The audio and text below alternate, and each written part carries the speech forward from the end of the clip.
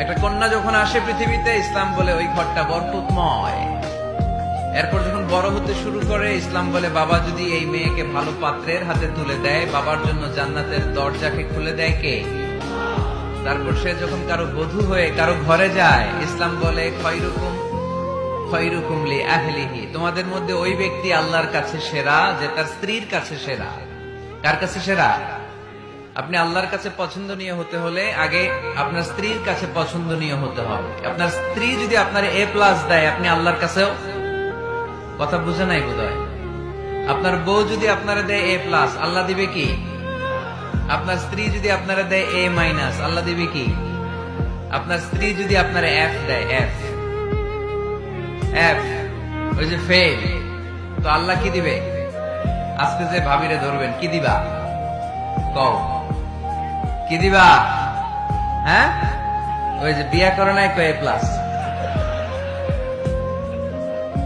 স্ত্রীদের সাথে বিষ্ণু ঈসা ইসলাম অনেক খুনসুটি করতেন, অনেক ভালোবাসতেন স্ত্রীদেরকে। আম্মাজান খাদিজাতুল কুবরা আত-তাহেরা রাদিয়াল্লাহু তাআলা আনহাকে বিষ্ণু ঈসা ইসলাম এত ভালোবাসতেন, তিনি বলতেন রুজিকতু হুব্বাহা, আমি খাদিজার ভালোবাসাকে আল্লাহর পক্ষ থেকে রিজিক হিসেবে পেয়েছি। খাদিজাতুল কুবরা আত-তাহেরা রাদিয়াল্লাহু তাআলা আনহার ইন্তেকালের পরে উনি খাদিজাতুল কুবরা আত-তাহেরা রাদিয়াল্লাহু তাআলা আনহার বান্ধবীদের বাড়িতে কুরবানির গোশত হাদিয়া পাঠাতেন। আম্মাজান আয়েশার সামনে যখন তিনি বলতেন যে খাদিজা এমন ছিল, এমন ছিল, এমন ছিল, আম্মাজান আয়েশা রাদিয়াল্লাহু তাআলা আনহা রেগে যেতেন, বলতেন আমরা কত সুন্দরী, আমাদের কথা কন না কেন? ওই যে কত আগে আপনার প্রথম স্ত্রী, শুধু তার কথা বলেন কেন? বিষ্ণু বলতেন খাদিজা আমার দুঃখের দিনের সঙ্গিনী, তোমরা আমার সুখের দিনের সঙ্গিনী। সুবহানাল্লাহ। একটা নারীকে আল্লাহ তাআলা আরশের উপর থেকে সালাম জানিয়েছেন, ওই নারীটার নাম হচ্ছে খাদিজা। বিষ্ণু ঈসা ইসলামকে সব সময় সান্ত্বনা জুগিয়েছেন, সাহস জুগিয়েছেন। এজন্য আমি বোনদেরকে প্রায়ই বলি, হাজবেন্ডদেরকে সাহস যোগাবেন।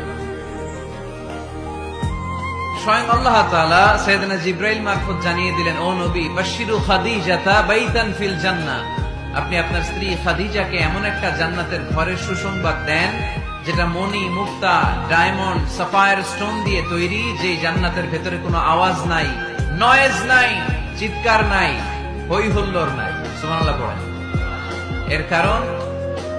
এর কারণ সাইয়েদনা খাদিজাতুল কুবরা রাদিয়াল্লাহু তাআলা আনহা বিশ্বনবীর জন্য ওনার ঘরটাকে এরকম ঠান্ডা পরিবেশে